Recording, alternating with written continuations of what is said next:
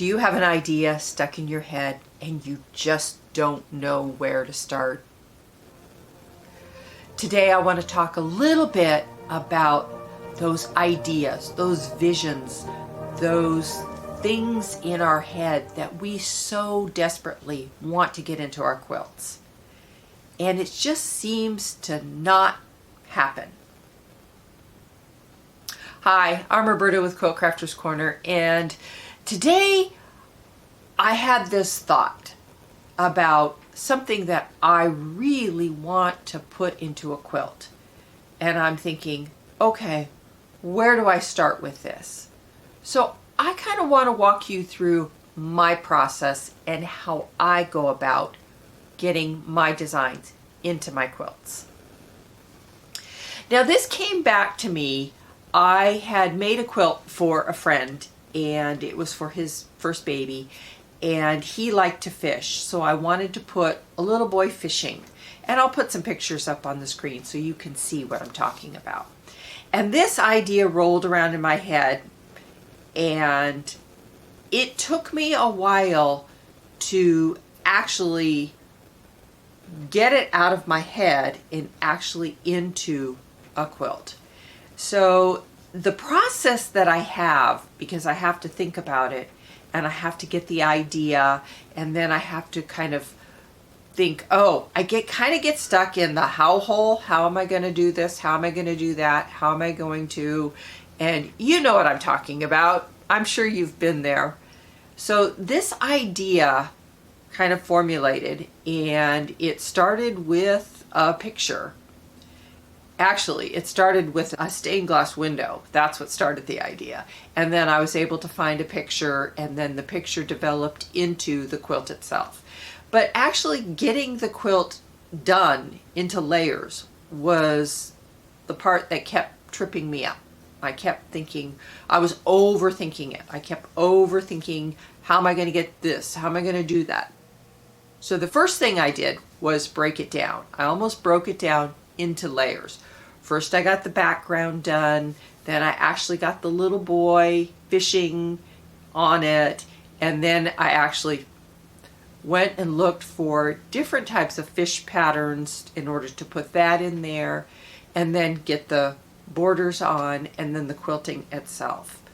But the process is the first, probably most important step, is actually getting the idea out of your head and start looking to see what's available, pictures or maybe something somebody else has done, and get your ideas down there first. And actually make drawings. And I know the first thing you're going to tell me is, I don't draw well. Neither do I. And so sometimes getting a picture is helpful. That can get you started and get you kind of moving your idea along and getting the process going. So don't be afraid to use pictures. Pull that out, set them out, and kind of pick the best between different pictures and put that into your quilt.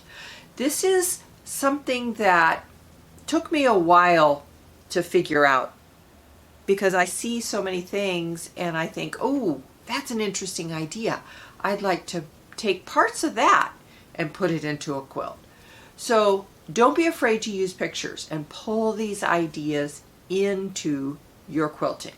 The next step is actually the easy part, because once you have all these ideas laid out and these pictures or drawings or whatever you do that kind of helps you get to that next step, is starting to put them all together. And like I said, this is really the easy part, because this is just a matter of sitting down and sewing pieces together and placing them where you want in your quilt, or even just adding them together, layering them, like I was talking about earlier, layering them on top of each other in order to get that end design or that end result. Now, the hardest part about this is the fear of, oh, is it going to look right? Oh, what are other people going to think? Oh, is this just a waste of material or fabric? Or, oh, I can't do this. It's not going to turn out right. you kind of have to let that go because it's experimenting. This is all an experiment. This is all a trial. Try things. See what works, see what doesn't work for you.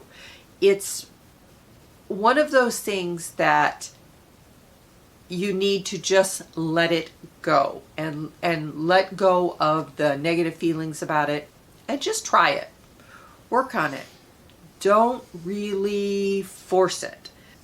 We all have thoughts that it's not going to look right, it's going to turn out terrible, but just keep working with it, because anything you do, you can always make it better. You can always fix it. You can always change it. So don't really get stuck in the idea that it's going to look bad. I haven't really seen many ugly quilts. So work with the idea that you have, and the more you do this, the better you're going to get at it. The better it's going to start turning out, because you're experimenting, you're playing, you're being a little bit creative. So let those things kind of just come naturally to you, because they do. Once you kind of free up and let them happen, they will start to get easier for you to do. So the quilt that I was talking about, the Little Boy Fishing, eventually came out really well. I was really pleased with the way that it turned out in the end. But it was, like I said, it was experimenting. It was trying things. It was working with different fabrics and getting different textures and things like that. So don't let those things stop you. Keep pushing forward. Keep trying things. Sometimes you have to look at it for a while. Hang it up on your design wall. Or if you don't have a design wall, lay it out on the floor and just keep looking at it until you get it looking the way you want it. So I hope these ideas are helpful for you.